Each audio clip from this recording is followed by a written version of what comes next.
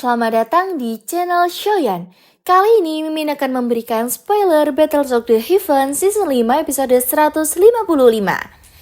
Baiklah, tanpa basa-basi langsung saja kita ke videonya.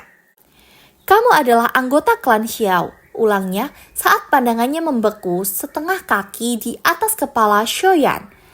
Ia bergumam, bukankah semua anggota klan Xiao mati? Tatapannya tanpa sadar beralih ke bagian terdalam makam surgawi. Dengan ketakutan yang mendalam melintas di matanya, Gu Xingyan, Sun Er, dan yang lainnya segera mendekati Xiaoyan. Bingung dengan serangan Shen Shudao yang tiba-tiba berhenti. Xiaoyan sendiri menggelengkan kepala tetap waspada. Gu Xingyan mengerutkan kening, bertanya-tanya apa yang menyebabkan tubuh energi ini yang masih memiliki kecerdasan dan ingatan masa hidupnya merasakan ketakutan seperti itu. Shen Shudao menyipitkan mata ke arah Xiaoyan, bergumam bahwa Xiaoyan adalah anggota klan Xiao yang bahwa ia tidak ingin menghadapi keinginan membunuh orang itu di masa depan.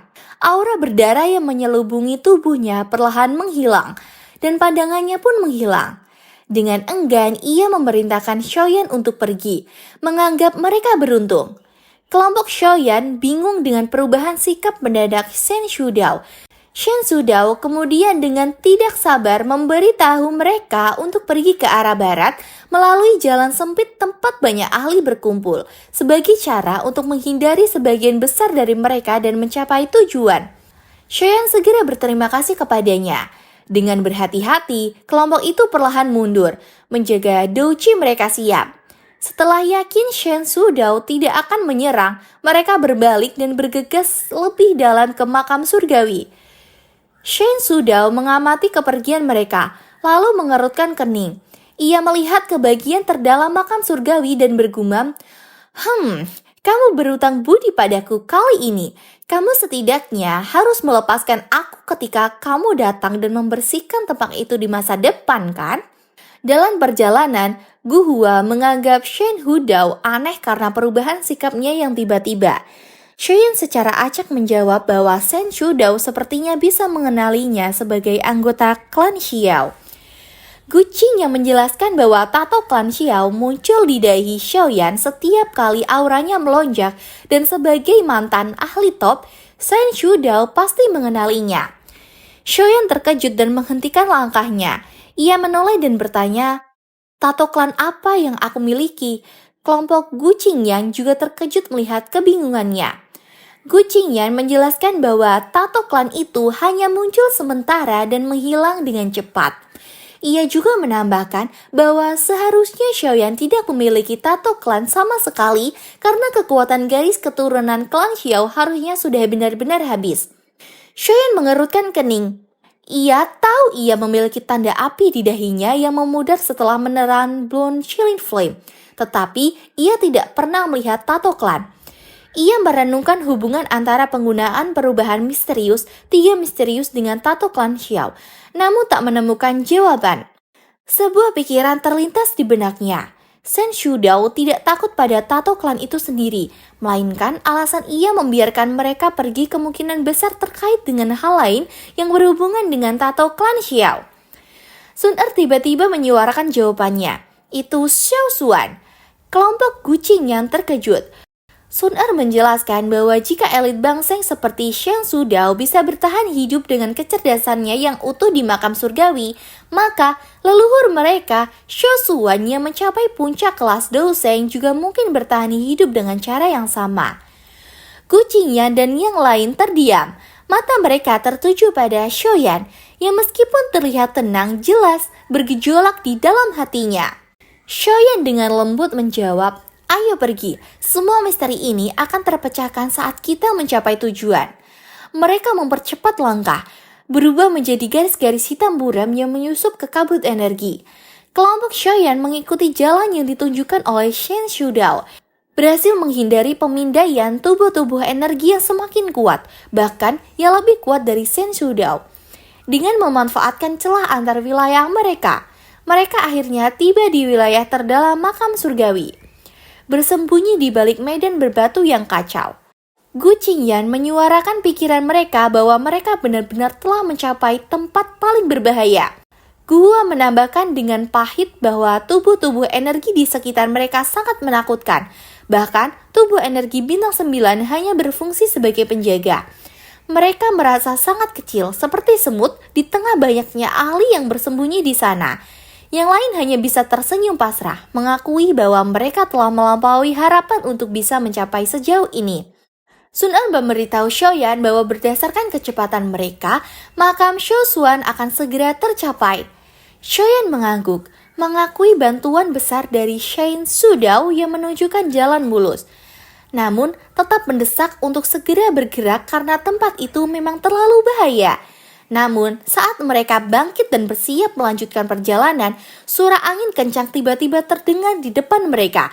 Dua sosok hitam perlahan mendarat di atas batu besar, menatap mereka dari atas dengan ejekan seperti kucing yang bermain tikus. Xiaoyan, kecepatanmu benar-benar agak terlalu lambat. Suara berbahaya itu terdengar. Kelompok Xiaoyan sontak menegang. Mereka mengangkat kepala melihat dua sosok di kejauhan, dan wajah mereka mengerut. Hunya, Hunli. Gu Hua segera mengajak mereka. Anjing tunawisma yang melarikan diri.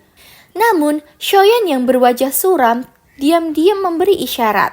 Ia tahu bahwa dua Hunya, mengingat kekuatan mereka, tidak akan berani muncul secara terbuka tanpa ada sesuatu yang mereka andalkan. Pasti ada sesuatu yang tidak beres. Menanggapi ejekan Gu Hua, Hunya tersenyum aneh. Hunli dan dia muncul perlahan. Lalu, dua tetua berpakaian abu-abu yang menyeramkan muncul di depan mereka secara tiba-tiba. Seketika, rasa bahaya tak terlukiskan melanda kelompok Xiaoyan, menyadari bahwa kedua tetua ini adalah Dou Sheng. Hunya tersenyum gelap. Apakah kamu merasa bahwa semuanya telah berubah? Hubungan antara pemburu dan yang diburu ini tampaknya mulai berubah. Kelompok Xiaoyan mengabaikan ejekannya. Mata mereka terpaku pada kedua tetua tersebut. Meskipun mereka tampak biasa, mata mereka dipenuhi ketidakpedulian tanpa emosi. Dan kelompok Xiaoyan tahu bahwa mereka adalah tubuh energi. Gu Hua mengumpat. Bertanya-tanya di mana Hunya dan Hunli menemukan tubuh energi Dou Sheng dan mengapa mereka mau membantu. Gu Zeng menyimpulkan bahwa karena keduanya adalah anggota klan Hun, roh mereka tetap ada di makam surgawi, menunjukkan bahwa Hunya dan Hunli sudah mempersiapkan ini. Gu Qing yang menyarankan mereka untuk berpisah dan melarikan diri, karena menghadapi dua Dou Sheng, meskipun hanya tubuh energi akan mustahil. Semua orang terdiam, terkejut bahwa mereka berakhir dalam situasi sulit ini karena Dou Huya. Setelah melewati berbagai kesulitan untuk sampai ke sini, salah satu tetua berpakaian abu-abu, tetua Hun Diao, menatap Xiaoyan dan bergumam, "Klan Xiao sebenarnya belum dimusnahkan ya?"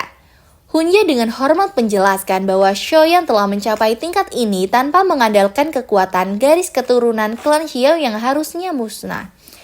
Dan karena itu harus dilenyapkan agar klan Xiao tidak pulih. Tetua Hun Diao terkejut mendengarnya dan setuju untuk menyingkirkan Xiaoyan. Tetua berpakaian abu-abu lainnya mendesak mereka untuk segera bertindak. Khawatir penundaan dapat menyebabkan perubahan yang tidak diinginkan karena kedekatan mereka dengan daerah itu. Mata Hun Diao berbinar dan ia melangkah maju perlahan. Ruang di sekelilingnya berfluktuasi hebat.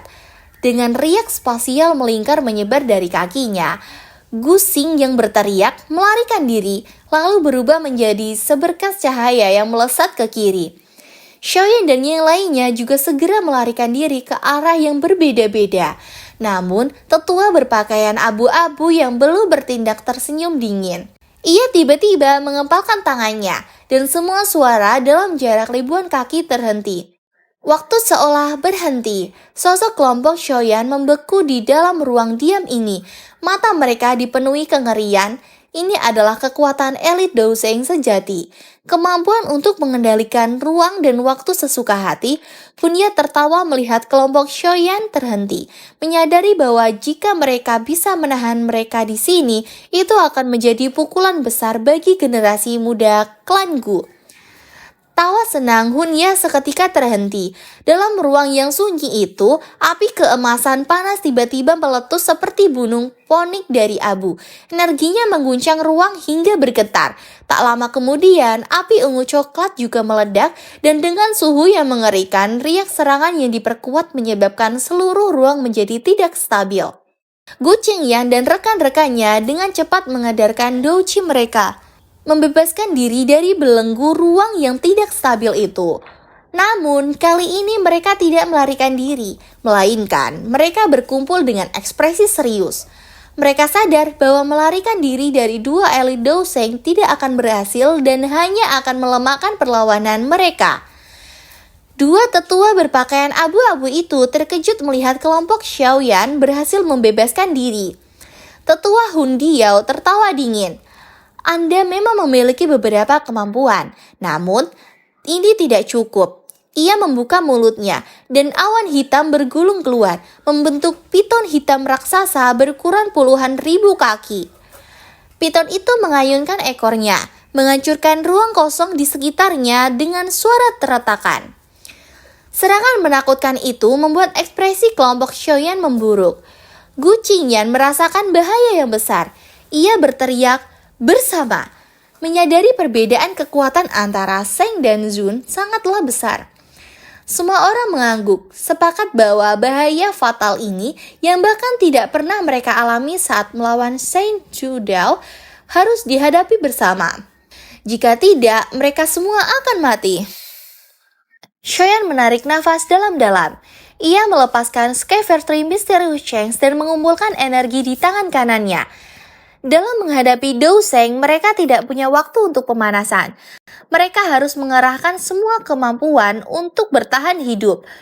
Douqi di tubuh Gu Xingliang, Sun dan yang lain juga melonjak, menciptakan tekanan douqi kuat yang menghancurkan batu-batu di sekitar mereka. Xiaoyan melancarkan telapak tangan penciptaan surga yang hebat, menyebabkan bola cahaya hitam pekat muncul dan menyebar di ruang kosong. Pada saat yang sama, Sun Gu Xingyan dan yang lain melepaskan dari kehancuran diam. Keterampilan Dou kelas Tian yang pernah digunakan Gu Yao, jari hitam pekat raksasa menebus ruang di belakang mereka. Bola cahaya hitam dan jari itu kemudian bertubrukan dengan keras dengan piton hitam raksasa yang merobek udara. Tabrakan dahsyat itu menghasilkan ledakan yang mengguncang bumi dan badai energi yang menakutkan. Dari dalam badai, sosok hitam besar tiba-tiba muncul dan membanting ke arah kelompok Xiaoyan. Setelah diperiksa dengan dekat, itu adalah ekor piton raksasa itu. Meskipun penuh luka, ekor itu belum hancur sepenuhnya oleh serangan gabungan mereka. Ekor ular raksasa terus berayun dengan tekanan angin yang menakutkan, menghancurkan tanah dan menciptakan lubang-lubang besar. Kelompok Xiaoyan menjadi pucat menyadari bahwa serangan gabungan mereka pun tidak mampu memblokirnya. Gu Hua mengatupkan giginya, menyadari bahwa sudah terlambat untuk melarikan diri. Xiaoyan pun mengedarkan api surgawinya, bersiap untuk mengarahkan seluruh kekuatannya. Namun, kelompok Xiaoyan bersiap membalas. Ruang di kejauhan berfluktuasi, dan sesosok tiba-tiba muncul. Dengan lambaian lengan bajunya, kekuatan lembut mengangkat kelompok Xiaoyan, menarik mereka ke bagian terdalam makam surgawi dengan kecepatan kilat. Kelompok Xiaoyan terkejut, dan Xiaoyan terkejut melihat orang yang membantu mereka adalah Zheng Zhudao. Zheng Zhudao mengabaikan kelompok Xiaoyan. Tubuhnya melesat sambil mengutuk dengan ekspresi suram. Sialan, dari mana bajingan ini berasal? Jika orang itu menemukan bahwa kamu terbunuh di sini, dia pasti akan mencuci semuanya dengan darah lagi. Dou penyerang terkejut dengan campur tangan tak terduga ini. Mereka segera pulih, tertawa terbahak-bahak, lalu tiba-tiba berbalik dan berteriak, "Kunci!" Tubuh Zheng Zhudao tiba-tiba terhenti setelah teriakan marah itu. Semua orang terkejut, menyadari bahwa dua elit Douseng memang berada di level yang jauh melampauinya. Kamu berani ikut campur dengan kemampuan kecil ini. Tim Hun Diao tertawa dingin. Kaki mereka menginjak ruang kosong, muncul di depan Zheng Zhudao. Tangan mereka melengkung, hendak menghantam dadanya, dan jika berhasil akan menghancurkan Zheng Zhudao. Namun, tinju kelompok Hun Diao berhenti setengah kaki dari Zheng Zhudao. Duo Dou Sheng itu terkejut dan marah berteriak, "Siapa ini?" Suara samar yang dipenuhi aura kuno perlahan bergema. Sepertinya masih ada anggota klan Hun yang tersisa di makam surgawi ini. Saat suara itu terdengar, ruang di sekitar Duo Hun Diao mulai runtuh. Xiao Suan, ekspresi ketakutan melonjak ke wajah Hun Diao dan tetua lainnya saat mereka mendengar suara itu. Tubuh Xiaoyan juga bergetar. Darah di tubuhnya berfluktuasi aneh. Merasakan riak yang sangat familiar. Ruang kosong di depan kelompok Xiaoyan berteriak dan sosok berpakaian hijau pucat diam-diam muncul. Kemunculannya tidak menarik fenomena abnormal, namun seolah-olah tak seorang pun di sana bisa menahan pukulan atau tendangannya. Sosok itu mengangkat kepalanya, memperlihatkan wajah yang tidak terlalu tampan tetapi unik dan menarik. Rambut hitamnya mencapai bahu dan sepasang mata sedalam jurang hitam dipenuhi kebijaksanaan dan pesona yang memabukkan. Xiao Suan. Mata Hun Diao menatap wajah itu dengan terkejut dan ngeri. Meskipun mereka sangat kuat, pria di depan mereka pernah berdiri di puncak benua. Hanya sedikit yang bisa melawannya. Hunnya sedikit ketakutan melihat orang asing ini. Meskipun ia tidak mengenalnya, ia samar-samar merasakan kematian. Tetua Hun Diao menarik nafas dalam-dalam, menekan ketakutannya. Ia berargumen bahwa Xiao Suan mungkin kuat, tetapi ia ditekan oleh makam surgawi dan hanya bisa pergi setiap 10 tahun sekali dan 10 tahun berlalu. Jadi, ia tidak bisa menampakkan diri. Dengan kata lain, Xiao Suan di depan bukanlah dirinya yang sebenarnya. Tetua berpakaian abu-abu lainnya bertanya. Hun Diao menjawab dingin. Sepertinya itu hanya pertunjukan. Keberaniannya kembali. Xiao Suan mungkin kuat, tapi tidak mungkin ia menakuti mereka berdua hanya dengan sebuah bayangan. Ya, mungkin cukup sekian saja ya dengan spoiler dari saya tentang Battle to the Heaven Season 5 episode 155 ini. Kita tunggu saja perilisannya setiap hari Minggu ya. Saya minta maaf apabila banyak kekurangan baik kata yang disengaja maupun tidak disengaja. Terima kasih yang sudah menyaksikan video ini. Sampai jumpa di video selanjutnya. Bye-bye. Assalamualaikum warahmatullahi wabarakatuh.